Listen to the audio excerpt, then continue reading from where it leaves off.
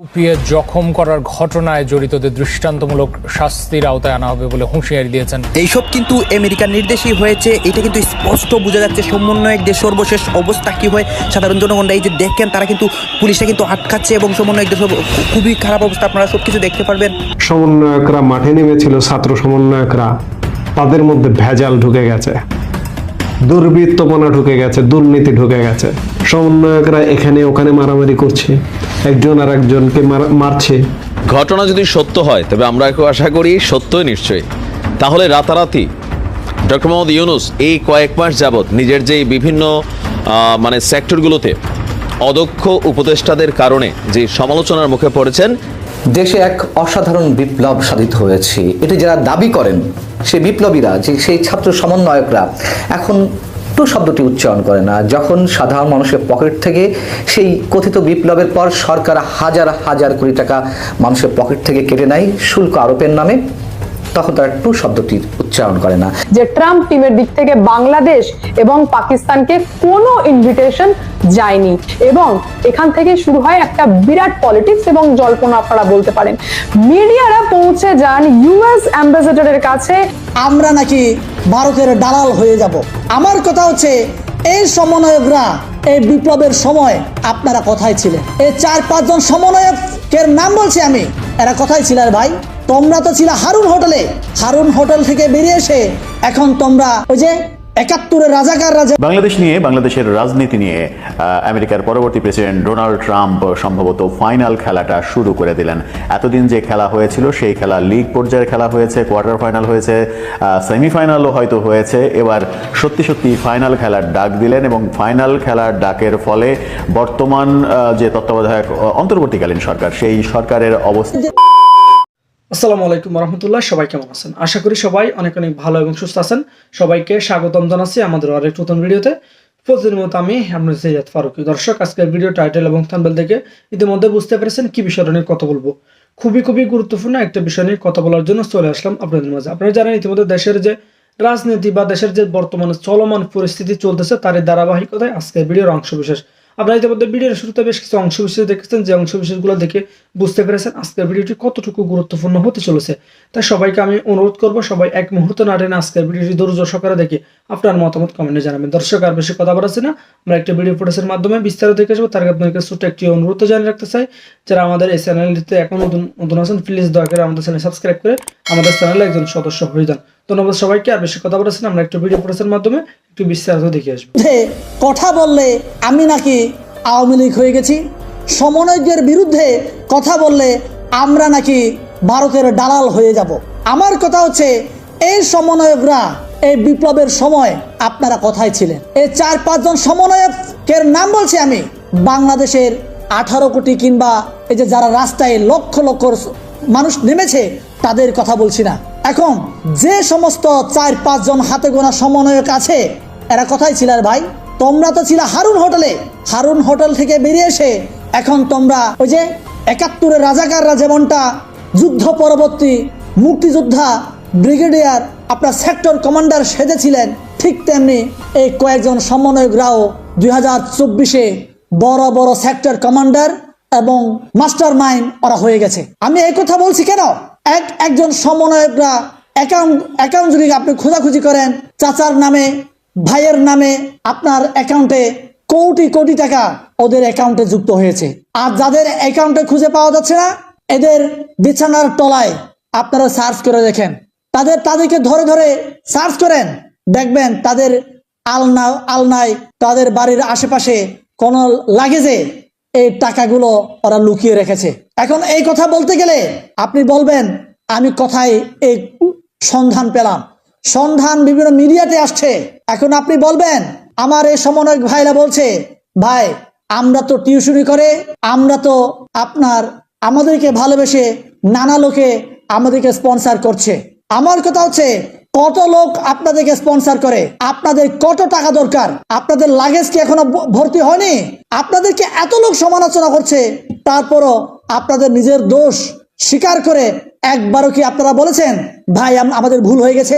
বরঞ্চ আপনারা বলছেন শেখ হাসিনার মতো করে চ্যালেঞ্জ ছুটছেন, না আমাদের কোনো ভুল যদি আপনারা প্রমাণ করতে পারেন তাহলে আগামীকাল থেকে আমরা এই দায়িত্ব ছেড়ে দিব।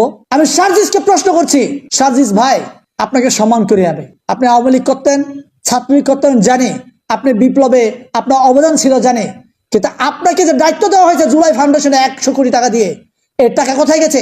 আমার বিপ্লবী ভাইরা, যে সমস্ত ভাইরা অঙ্গহানি হয়েছে তারা স্ট্রেচার ভর দিয়ে কেন ওরা এখনো হাঁটে?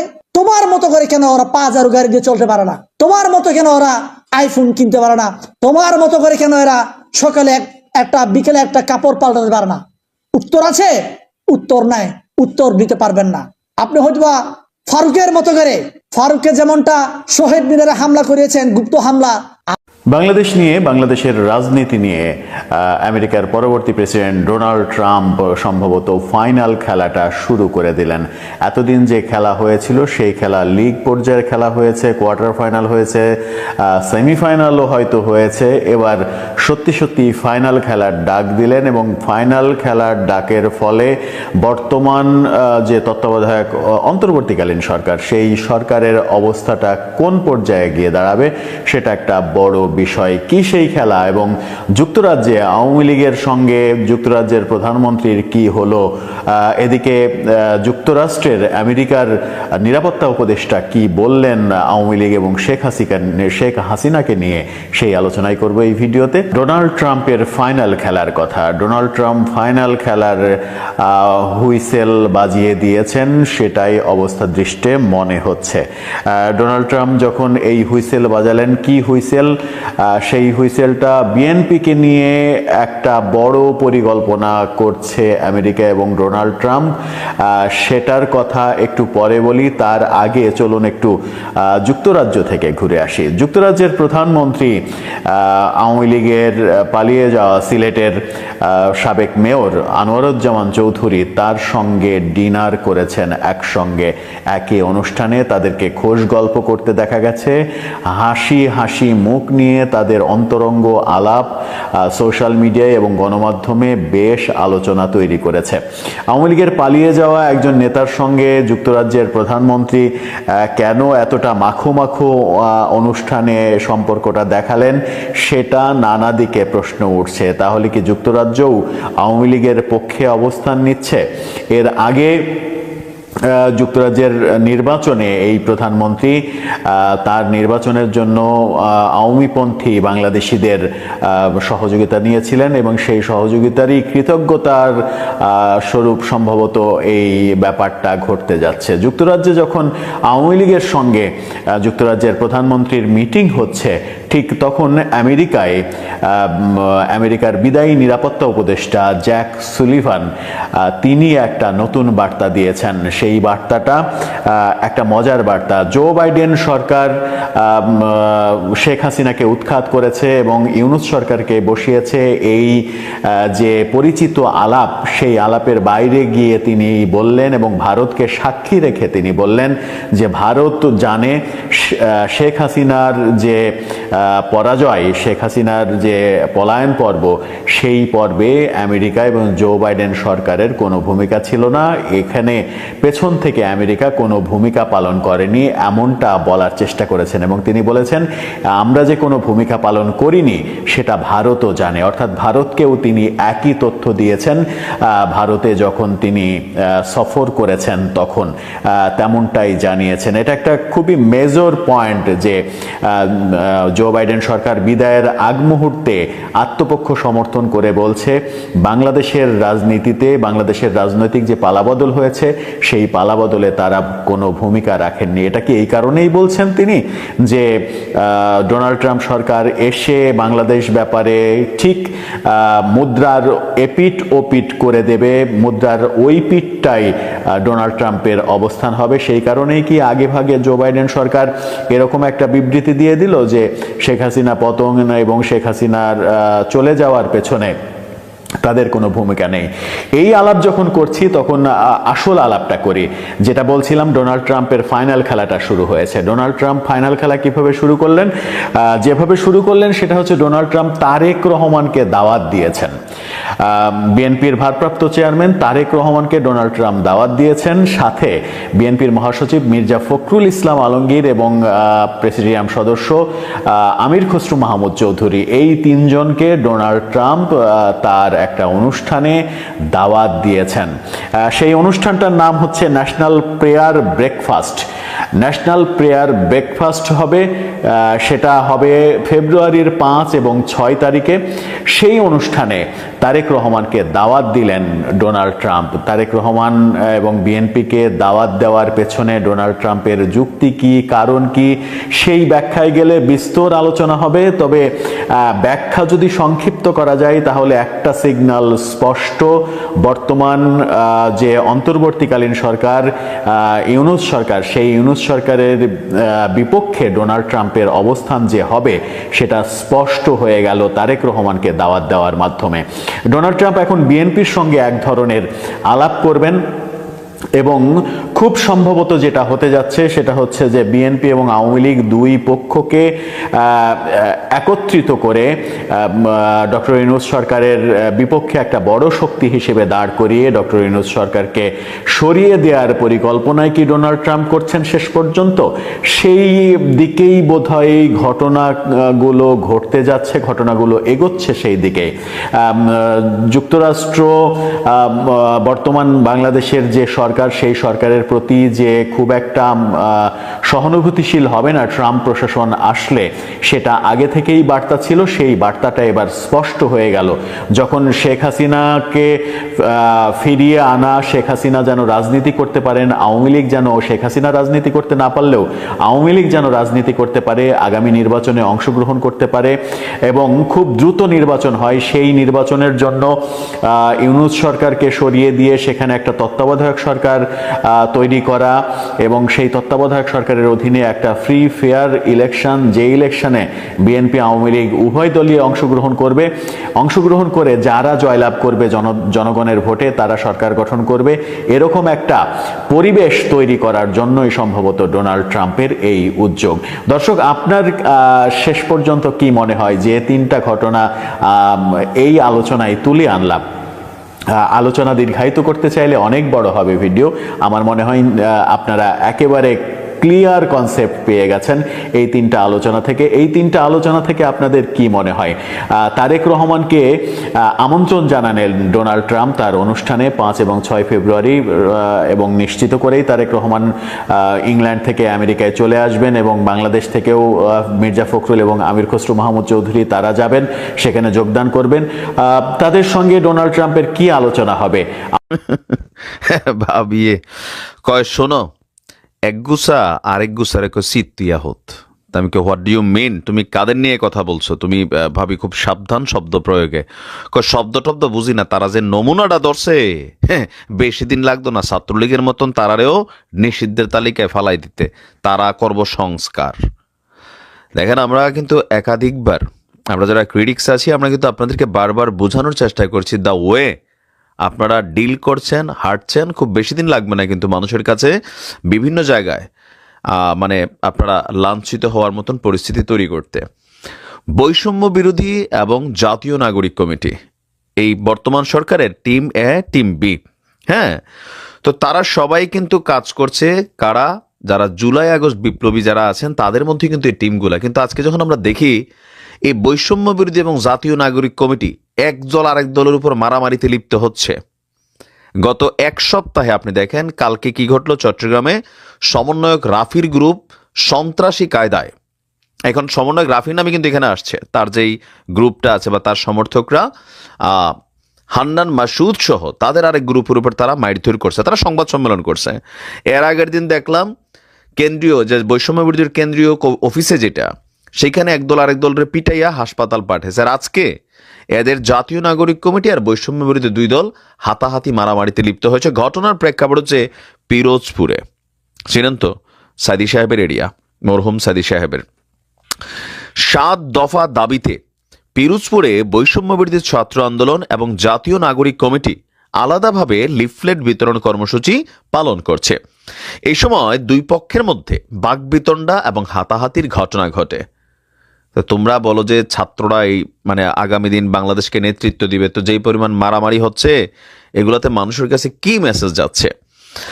আজকে সকাল 11টার দিকে বৈষম্যবিরোধী ছাত্র আন্দোলনের ব্যানারে শাহনেওয়াজ অভি, রাদওয়ান, রিয়াদ, এমরান আহমেদ, আসমা আক্তার মিতু, মার্শাল্লাহ আমাদের মেয়েদের অগ্রাধিকার হয়েছে। এখন কিন্তু আমি দেখছি অনেক জায়গায় তারাও মারামারিতে লিপ্ত হয়। অবশ্য মাঝখানে নিজেরা মাইরও খায়, এরকম হয়। একটু তো ইয়া রাখা উচিত নাকি? আচ্ছা, তারপর হচ্ছে জামান ইসলামের নেতৃত্বে ছাত্র প্রতিনিধিদের একটি দল শহরের কেন্দ্রীয় শহীদ মিনার থেকে লিফলেট বিতরণ শুরু করে। তারা পৌর শহরের দোকান এবং পথচারীদের মাঝেও লিফলেট বিতরণ করে।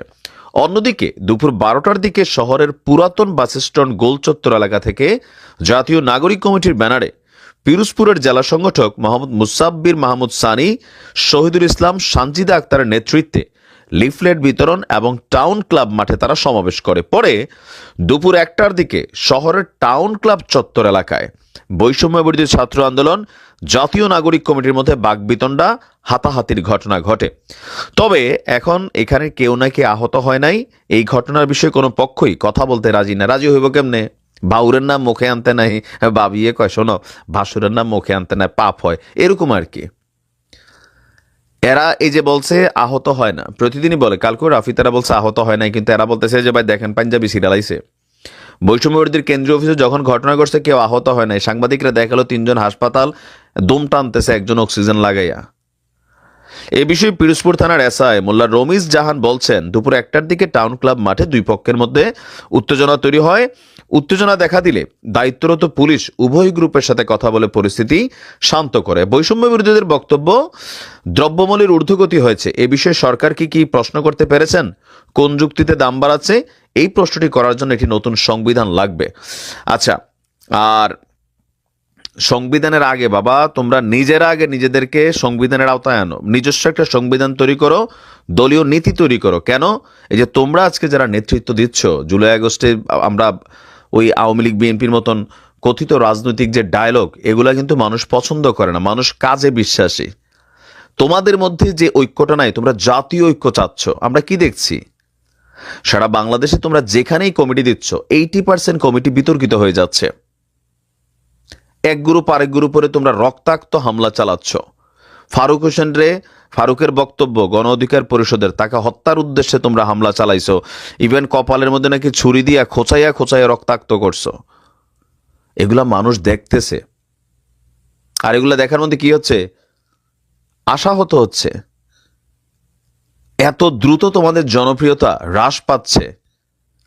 একটা জিনিস হচ্ছে কি, এটা একটা মুরব্বীদের কথা আছে, আমরা ছোটবেলা প্রবাদ বাক্য পড়ছি, স্বাধীনতা অর্জনের চেয়ে রক্ষা করা কঠিন। এটা একটা ফর্মালিটিস ওয়ার্ড, বাট এটার অর্থটা বিভিন্ন জায়গায় প্রযোজ্য। যে কোনো জিনিস পাওয়া সোজা, কিন্তু এটার ভ্যালু দিয়ে এটাকে ধরে রাখা, অথবা এটাকে অ্যাচিভমেন্টের পর এটাকে টিকিয়ে রাখা, ওই জায়গাটাতে নিজের অবস্থান ক্রিয়েট করা, ডে বাই ডে এটাকে আরো সম্মান শ্রদ্ধার জায়গাটাতে ধাবিত করা, এটা কিন্তু আসলেই কঠিন কাজ। সেই বিপ্লবীরা, যে সেই ছাত্র সমন্বয়করা এখন টু শব্দটি উচ্চারণ করে না। যখন সাধারণ মানুষের পকেট থেকে সেই কথিত বিপ্লবের পর সরকার হাজার হাজার কোটি টাকা মানুষের পকেট থেকে কেটে নেয় শুল্ক আরোপের নামে, তখন তারা টু শব্দটির উচ্চারণ করে না। তারা আছে বড় বড় কাজ নিয়ে, সংবিধান ছুঁড়ে ফেলতে তারা সব কিছু ত্যাগ করতে প্রস্তুত। তারা সংবিধানের কবর রচনা করতে চায়, তারা ইতিহাস নিজেদের মতো করে লিখতে চায়। যখন বিদ্যুতের দাম আওয়ামী লীগ সরকার বাড়িয়েছিল, ইন্ডিয়ামিটি অধ্যাদেশ জারি করেছিল, এই নিয়ে টু শব্দটি উচ্চারণ করা যাবে না, তখন আমাদের মতো সাধারণ মানুষরা প্রতিবাদ জানিয়েছিল এবং সরকারের প্রতিটি কাজের প্রতিবাদ জানিয়েছিল। কিন্তু এই বিপ্লবীরা এখন আর কোনো কিছুতে কিছু বলে না। তারা আছে নতুন রাজনৈতিক দল নিয়ে, এবং যখন জাতীয় সংসদ নির্বাচন অনুষ্ঠান নিয়ে নানান ধরনের বিতর্ক, ঠিক সেই মুহূর্তে তারা বলে জাতীয় সংসদ নির্বাচন আগে স্থানীয় সরকার নির্বাচন করতে হবে। কেন তারা এই দাবি তুলছে সেগুলো আমরা ভালো করে বুঝি। যখন চালের দাম আমনের ভরা মৌসুমেও 8 থেকে 10 টাকা কেজি প্রতি বাড়ে, তখন তারা মুখে কুলুপ এঁটে থাকে। কি বিপ্লবটা না তারা সাধিত করছে। সরকারের প্রথম 5 মাসে অর্থ বছরের প্রথম 5 মাসে রাজস্ব ঘাটতি 42,000 কোটি টাকা, এবং এই ঘাটতি পুষিয়ে নেওয়ার জন্য সরকার কি করলো? সোজা সাপটা পথ অবলম্বন করলো। সবকিছু চাপিয়ে দিতে তো মানুষের মাথায় সবকিছু চাপিয়ে দিতে তার কোনো কৈফিয়ত দিতে হয় না। মানুষ এক এক করে যে প্রতিবাদ জানাচ্ছে, সেই প্রতিবাদের সম্মিলিত রূপও যে সরকার দেখতে পায় না বা গায়ে মাখতে চায় না, তার আরও একটি প্রমাণ আমরা এই কথিত বিপ্লবী সরকারের মধ্য থেকে পাচ্ছি। যেহেতু 42,000 কোটি টাকা ঘাটতি, এই 42,000 কোটি টাকা কেন ঘাটতি দাঁড়িয়েছে সেটাও নিশ্চয়ই যৌক্তিক কারণ রয়েছে। জুলাই আগস্ট মিলে যে একটি অস্থির বাংলাদেশ, অগ্নিগর্ভ বাংলাদেশ, তার মধ্য দিয়ে নিশ্চয়ই খুব স্বাভাবিক গতিতে রাজস্ব আদায় বাড়েনি। কিন্তু রাজস্ব আদায় যে বাড়েনি, তার ঘাটতি পূরণের জন্য কি সরাসরি মানুষের পকেটে হাত দিতে হবে? বিকল্প কোনো পথ নেই। অর্থ উপদেষ্টা আগে এনবিআর বলেছিল যে যখন এই ভ্যাট আরোপ করা হয়, তখন এনবিআর থেকে বলা হয়েছিল যে মূল্যস্ফীতিতে চাপ পড়বে না।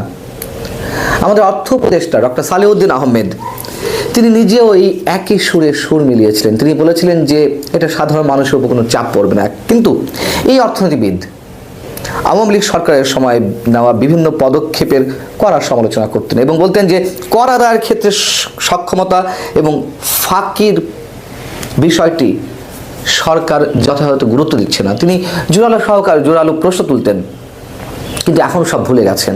আচ্ছা, কি কি পণ্যের দাম বাড়ানো হলো আমরা নিশ্চয়ই জানি সবাই, যেমন ফল, মুঠোফোন সেবা, ইন্টারনেটের উপরে ভ্যাট আরোপ, টিস্যু, রান্নার গ্যাস, পোশাক, রেস্তোরাঁ, খাবার। বলা যে হচ্ছে যে মানুষের উপর কোনো চাপ পড়বে না, এর প্রত্যেকটি বিষয়ের সঙ্গে তো মানুষ জড়িত, সাধারণ মানুষ জড়িত, প্রত্যক্ষ এবং পরোক্ষভাবে, প্রত্যক্ষভাবেই বেশি। কিন্তু আমরা অবাকভাবে লক্ষ্য করলাম যে সরকারের পক্ষ থেকে, এনবিআর এর পক্ষ থেকে, খোদ অর্থ উপদেষ্টা, তারা সবাই বলতে লাগলেন যে মানুষের উপরে চাপ পড়বে না। একেবারে যে প্রতারক রাজনৈতিক সরকারগুলো যেভাবে কথা বলে, ঠিক একইভাবে এটাই কি বিপ্লবী সরকারের রূপ?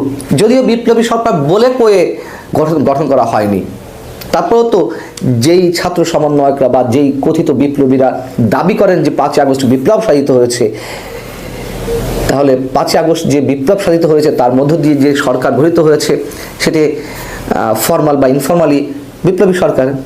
এই তার রূপ। বড় অদ্ভুত এই বাংলাদেশ। সিন্ডিকেট ভাঙতে পারবে না, এর আগে আপনাদেরকে আমি জানিয়েছি। সিন্ডিকেট কি এটা নাকি আমাদের প্রধান উপদেষ্টা নিজেই বুঝেন না, নিজের মুখে তিনি উচ্চারণ করেছেন যে আমি সিন্ডিকেট বুঝি না, আমি চাই একটা নতুন বাংলাদেশ গড়তে। সিন্ডিকেট বুঝবেন না, আপনি বিশ্বসেরা অর্থনীতিবিদ, আপনি সাধারণ মানুষের ভাগ্য পরিবর্তন করেছেন, আর এগুলো না বুঝেই আপনি নতুন বাংলাদেশ বিনির্মাণ করবেন। ভাওতাবাজির একটা সীমা আছে। তো আমরা সিন্ডিকেট নিয়ে এই যে কথিত ছাত্র সমন্বয়করা, আমি অবশ্যই কথিত বলছি, এখন বলতে বাধ্য হচ্ছি, তারা কোনো কথা বলে না। তারা কিছু হলেই জড়ো হয়ে যায়, তারা একটা মব ক্রিয়েট করে বিচারপতিদের অপসারণ দাবি করে এবং সেটি সরকার মেনে নেয়, এরকম আরও অনেক বিষয়। কিন্তু এক্ষেত্রে তারা আর ওই ধরনের ঐক্যবদ্ধ হয়ে সরকারের বিরুদ্ধে হুঙ্কার ছাড়তে পারছে না। মাঝে মধ্যে দুই একটা যে ছাড়ে, এগুলো যে একেবারে মানুষ দেখানো, সেগুলো আমরা বুঝি। সয়াবিন তেলের দাম বাড়লো, মানে সয়াবিন তেল বাজার থেকে উধাও হয়ে গেল। প্রধান উপদেষ্টা প্রেস সচিব শফিকুল ইসলাম, তিনি একটি টেলিভিশন সাক্ষাৎকারে বলেন, কোথায় সয়াবিন তেল উধাও? আমি তো পাচ্ছি, আমার এলাকার দোকানে তো পাওয়া যাচ্ছে। ওনার এলাকার দোকান যে আর পুরো বাংলাদেশ নয়, সেটা তিনি বুঝেন না। আর আদৌ তার দোকানে পাওয়া যাচ্ছে কিনা, তিনি যে মিথ্যে দাবি করছেন কিনা, সেটাও তো কে জানে। কি অদ্ভুতভাবে আমরা দেখলাম, যখন সয়াবিন তেলের দাম লিটার প্রতি 8 টাকা বাড়ানো হলো, আবার সয়াবিন তেলের সয়লাভ হয়ে গেল, বাংলাদেশ বাজার সয়লাভ হয়ে গেল। এই সিন্ডিকেটের বিরুদ্ধে, এই কালোবাজারিদের বিরুদ্ধে আমাদের বিপ্লবীরা কোনো কথা বলে না। বলছিলাম যে সোজা সাপটা পথে সরকার বাজেট ঘাটতি মেটানোর জন্য, IMF এর চাপে বা বাজেট ঘাটতি মেটানোর জন্য এই পথটি অবলম্বন করলো। বিভিন্ন পণ্যের উপরে ট্যাক্স, মানে ভ্যাট বাড়িয়ে দিল 15% পর্যন্ত। অন্য কোনো পথ ছিল না। এটা আমার কথা নয়, অর্থনীতিবিদরা বলছেন যে বিকল্প পথ তো ছিল। বাজেটের বার্ষিক উন্নয়ন যে কর্মসূচি ADP, সেখান থেকে তো যে অপচয়মূলক বিভিন্ন ধরনের প্রকল্প আছে, সেগুলো কাটছাট করা যেতে পারত। অথবা রাস্তাঘাট, ব্রিজ, কালভার্ট, যেগুলো বিভিন্ন প্রকল্প রয়েছে, এই মুহূর্তে না হলেও হয়, সেগুলো বাদ দিতে পারতো। কেন সেগুলো বাদ দিচ্ছে না? কেন মানুষের উপর এইভাবে বোঝা চাপিয়ে দেওয়া হচ্ছে? ওই যে সহজ কথা বললাম, মানুষের প্রতিবাদগুলো তাদের গায়ে মাখে না, গায়ে মাখবে। যেমন গায়ে মাখতে বাধ্য হয়েছিল শেখ হাসিনা, এরকমটা হলে প্রতিটি সময় তো দেখি যায় সরকারগুলো গায়ে মাখতে বাধ্য হয়।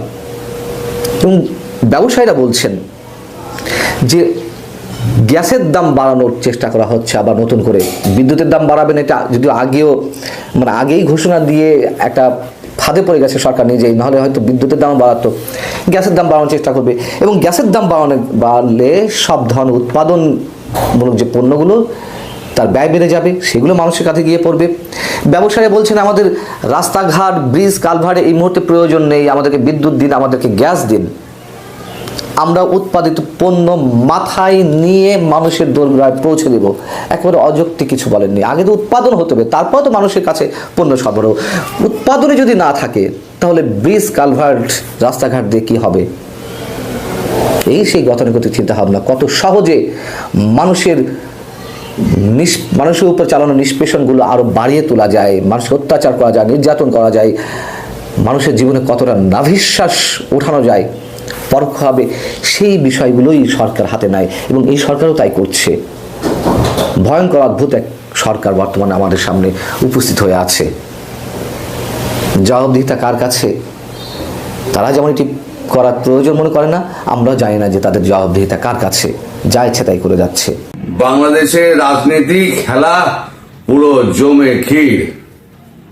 আচ্ছা, আপনাদের মনে আছে কিছুদিন আগে জ্যাক সুলিভান এসেছিলেন, আমাদের আমেরিকার যে এনএসএ, তিনি এসে একটা আবদার করেছিলেন, আবদার কি একটা অফিসিয়াল একটা ফিলার দিয়েছিলেন জো বাইডেনের হয়ে, যে ডক্টর ইউনুস তাকে যেন ভারত একটা সেফ প্যাসেজ দেয়। প্রায় খবরটা জানার 4 দিন বাদে আমি কনফার্ম করে খবরটা করেছিলাম। তখন বলেছিলাম যে এ ব্যাপারে প্রধানমন্ত্রীর বক্তব্য ছিল, এটা আমার একার বিষয় নয়, এখানে মিস্টার ট্রাম্প জড়িত আছেন এবং প্রধানমন্ত্রী শেখ হাসিনা জড়িত আছেন। তাদের সঙ্গে কথা না বলে আমি এই ব্যাপারে কোনো রকম মন্তব্য করতে বা কথা দিতে পারবো না। এটা জ্যাক সুলিভানকে পরিষ্কার জানিয়ে দেওয়া হয়েছিল। তারপরে তো আর আমি সে ব্যাপারে কোনো খবরাখবর পাইনি। গতকালকে খবর পেলাম যে এই ব্যাপারে মোদিজি ট্রাম্পের সঙ্গে কথা বলেছেন। ট্রাম্প বলেছেন ব্যাপারটা সম্পূর্ণভাবে শেখ হাসিনার উপরে প্রধানমন্ত্রী, তাই ক্ষমতাসীন প্রধানমন্ত্রী এই ব্যাপারটা এই করবেন, ঠিক করবে, এখানে আমাদের কিছু বলার নেই। এরপর যোগাযোগ করা হয় শেখ হাসিনার সঙ্গে। শোনা যাচ্ছে যে শেখ হাসিনা এতে আপত্তি জানিয়েছেন। শেখ হাসিনার বক্তব্য, আমাকে যদি আপনারা প্রধানমন্ত্রী হিসেবেই বিবেচনা করেন, তাহলে আমি দেশের প্রধানমন্ত্রী হিসেবে তার দেশ ছাড়ার অনুমতি আমি দেব না। তাকে দেশে থেকে দেশের বিচার ব্যবস্থার সম্মুখীন হতে হবে, কারণ এই দেশটা সম্পূর্ণ ধ্বংস হয়েছে ডক্টর ইউনূসের মদতে এবং তার প্রত্যক্ষ সহযোগিতায়। বিদেশি শক্তি কি আছে না আছে আমি জানি না, কিন্তু বিদেশি শক্তির সঙ্গে দেশের মানুষকে এরকম মিশিয়ে দিয়ে পুরো দেশটাকে একটা লন্ডভন্ড যেভাবে করে দিয়েছেন, তাতে ওনার যোগ্য শাস্তি পেতেই হবে। ফলে আমার বক্তব্য হলো, তিনি বাংলাদেশে থাকুন এবং বাংলাদেশ থেকে তাকে যেন যেতে না দেওয়া হয়। বাকিটা ভারতের ওপর নির্ভর করছে, কারণ এখন আমি বাংলাদেশে নেই, আমার হাতে সেই ক্ষমতাও নেই। এই কথা শোনার পর তারপর মোদিজি ডেকে পাঠান এনএসএ অজিত দোভাল এবং আমাদের এয়ার চিফ মার্শাল, তাদেরকে ডেকে পাঠান। ডেকে পাঠিয়ে একটা বৈঠক হয়। সেই বৈঠকের কি নির্যাস আমি জানি না, তবে এখানে এয়ার চিফ মার্শালের হঠাৎ উপস্থিতিতে একটা জিনিসের জল্পনা দেখা দিয়েছে রাজনৈতিক মহলে, যে তাহলে কি এয়ার রুটটাকে বন্ধ করে দেওয়া হবে, বা এয়ার রুট বন্ধ না করলেও প্রত্যেকটা বিমানের উপরে কি এখন নজরদারি শুরু হবে। ধরে নেওয়া যাক, তর্কের খাতিরে ধরে নেওয়া যাক, ওনার 19 তারিখে একটা কোথায় যাওয়ার প্ল্যান আছে। যদি যাওয়ার প্ল্যান থাকে, যদি উনি একটা প্রাইভেট জেটও ভাড়া করে দেন, ওনার তো পয়সার অভাব নেই, তাছাড়া বিদেশি পয়সার অনেক ফান্ড আছে। হিলারি ক্লিন্টন প্লেন পাঠিয়ে দিতে পারেন, আমাদের ওবামা প্লেন পাঠিয়ে দিতে পারেন, বাইডেন প্লেন পাঠিয়ে দিতে পারেন, কারণ 19 তারিখ অব্দি কিন্তু ওনারা কিন্তু এখনো পর্যন্ত ক্ষমতায় আছেন মানে কি কোনো ডিসিশন নিতে পারবেন না, কিন্তু এইগুলোর ডিসিশনের বাইরে, গভর্নমেন্ট ডিসিশনের বাইরে, ফলে এইগুলো করতেই পারেন তারা। সেক্ষেত্রে এখন এয়ার মার্শালকে সম্ভবত নির্দেশ দেওয়া হয়েছে যে আপনি পুরোটা একদম র্যাডারে নজর রাখুন, যে বাংলাদেশ থেকে কোন বিমান যাচ্ছে, কোন বিমান আসছে। আপনার মতামত দ্রুত কমেন্টে জানিয়ে ফেলুন। আর যারা আমাদের চ্যানেলটিতে এখন নতুন আছেন, প্লিজ দয়া করে আমাদের চ্যানেল সাবস্ক্রাইব করে সাথে থাকবেন।